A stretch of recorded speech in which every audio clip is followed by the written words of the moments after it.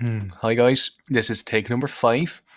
You wouldn't believe the amount of bloopers that you get when trying to make videos online, so hopefully this will go okay in one go.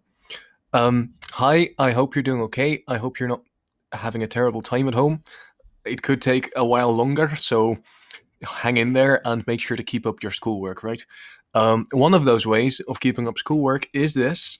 Um, Talking about English for a second, I don't think English is going to be one of the courses that is going to be very hit and very damaged by what's going on in the world right now, because up to you, it is now to just work yourself and study the words, do the exercises, send me diagnostic formal letters.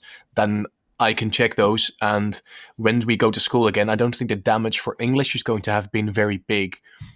Just make sure to send me that letter so that I can send you feedback, and that you can send me another improved version later on that I'll tell you about. I'm going to sit down to really focusedly check your letters this Tuesday, so you can expect those back then. For now, I'm more focusing on V5 and the reviews essays that they've got to write, but your guys are coming up upcoming Tuesday. Keep that stuff up, and I don't think English is going to have been hurt very much compared to other classes that might have been. However, not everything is entirely up to you, as I can imagine that there's people that want some sort of um, um, grammar and explanation and stuff like that, stuff I would normally do in class. So that's what these videos are for. If you feel like you need the I'm not going to cut this out. If you need the extra explanation, then this video is here to help you out, okay?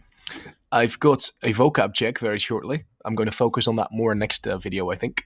And after that, I'm going to explain to you the relative pronouns, and I'll tell you what grammar topics I'm specifically not going to explain because they're really up to you to practice yourself. Now, vocab check first. Let's see. Here's 2 sentences. Check for yourself if you can translate the word tamelijk and the word plegen, and then you know if you've studied lesson 1 and 2 of unit 5 enough, which you should have been studying so far. If you're feeling bad right now, don't know those words, go back into your book and study. Be a good person, right? Face your responsibilities. Don't pretend it's a holiday. Study those words. Tamelijk and plegen. Now, here's the right answers. It's rather and commit, right? Rather means tamelijk, commit means plegen, to commit a crime, etc. Okay, having done that, having made you feel bad about not studying, hopefully, let's talk about the real meat of this here lesson. Relative pronouns. I'm going to tell you what they are, when to use which ones, what exceptions there are, and why not to panic about them. Okay, here you go. Relative pronouns, ladies and gents, work as follows. You've got words like who, you got which, you got that, or you got nothing.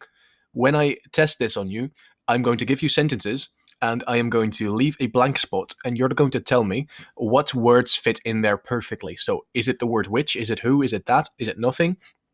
Sometimes it will be several. On the test, you will have to show me all the options that fit there, or you will not receive any points. So you've got to remember carefully when which one applies. Okay, now I'll show you 3 example sentences, and then I'm going to head into the rules with you, and I'll tell you what you use when. Okay, first 3 examples that hopefully will help you start to see the rules a little bit.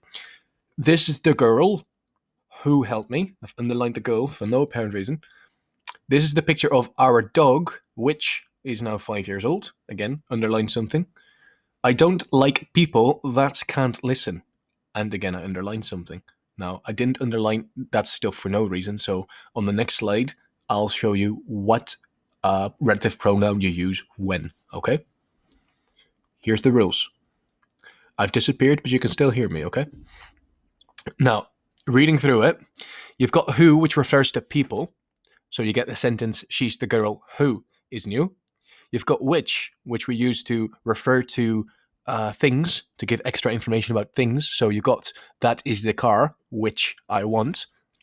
And then that seems to have covered all things, you reckon. So what do we use that for? Well, we use that as a replacement for who or which. And you can always do that. You can always choose to do that, but you can't do it after a comma. So you get sentences like, the thing that he said scared everybody. You could also have said the thing which he said scared everybody. Those people who live opposite of us are incredibly loud. If you put that there, then that would be wrong because there's a comma there, right? After a comma, you can't use the word that. Otherwise, you can always replace the word who or which with the word that. Okay? If you need, you can always pause the screen now, right? You finally got your dream. You finally got a Mr. Siebes that you can pause. So just click on the pause button. You can look at this stuff, and you could even copy it into your notebook if you're the perfect kind of student. There you go. Now, we've covered when to use who, when to use which, when to use that. There's a final option, that's leaving it out completely. You can see that under the blue line there, okay? It says there, if who, which, or that isn't the subject of the bijzin, you can leave it out.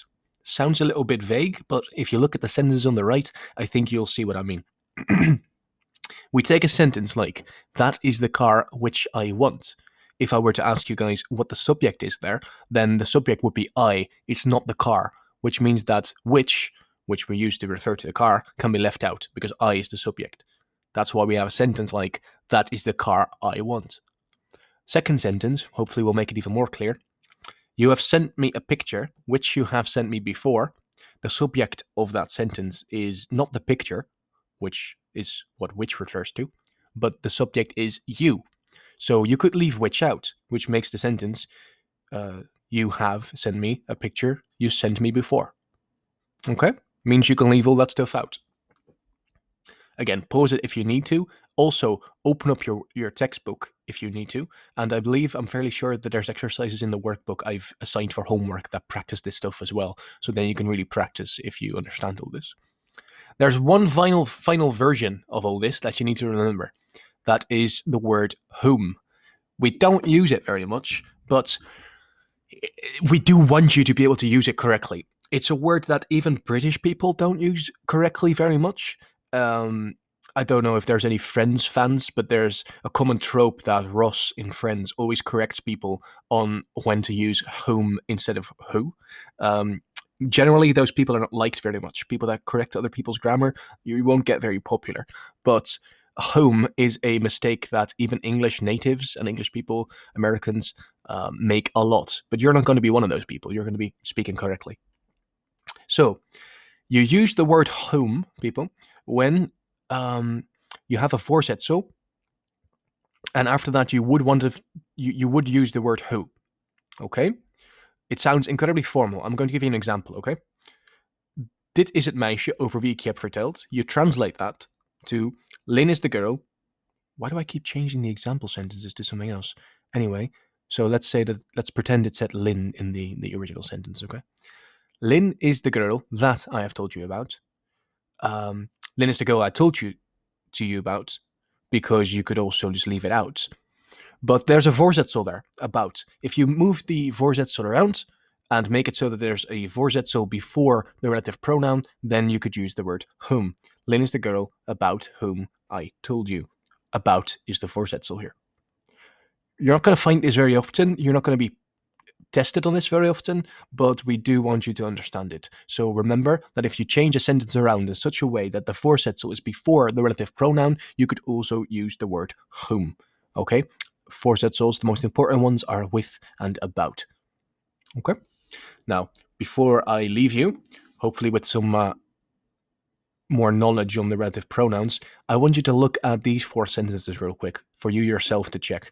I recommend you pause the video now to look at these 4 sentences and then check if you know what relative pronouns should go in there. And make sure, just like the real test, to use all possibilities, okay?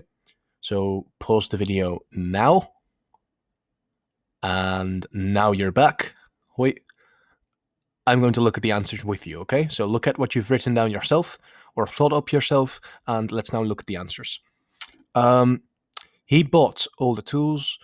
Actually, I'm just going to skip ahead to the answers, yeah. There you go. That's all easier. Take a look.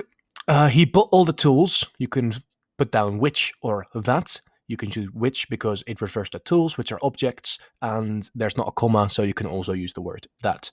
The second one, this is the doctor who helped Sarah recover from her illness, but you could also say that because there's not a comma. 3, this is the girl who or that he fell in love with in Madrid. If you change the entire sentence around, then you could also say with whom he fell in love. But that's if you change the entire sentence around. On the test, you won't have to do that. If you can use the word whom with the way that the sentence is written, then you can write down whom as an option. If you have to change the entire sentence around for it, then you don't have to write it down as an option, okay? 4, she managed to pass the exam in spite of all the difficulties, which didn't surprise people who knew her. It's which because there's a comma there. You can't change it to that. Okay? Now, hopefully this helped you. Hi, I'm back. Hopefully this helped you practice the relative pronouns a little bit. I'm going to make some other videos like this. My vlogger career has really lifted off, I guess. But I'm not going to do it for everything because there's some stuff that I'm not going to spend energy or time on explaining to you. I wouldn't have done that in class either, and that's these grammar topics, okay? That is moeten and willen on page 136 and 137, and hulpwerkwoorden, can, could, be, allowed to, may, might, etc. on page 135 of your textbook. There's not much for me to explain, honestly. It's just studying. So I might check it with you, but I'm not going to explain anything about it. You just need to study them, okay? Next videos are going to be on the passive, and after that the tenses, and then I've done everything on Unit 5. Once I've done everything grammar-wise on Unit 5 and 6, I'm going to send you a diagnostic test for you to practice. Okay, so you can see if you're doing okay on Unit 5 and 6. I'll send you that in the final week of this quarantine. Okay? Hope you're all doing okay, and I'll see you on the flip side. Stay healthy, I guess. Bye-bye.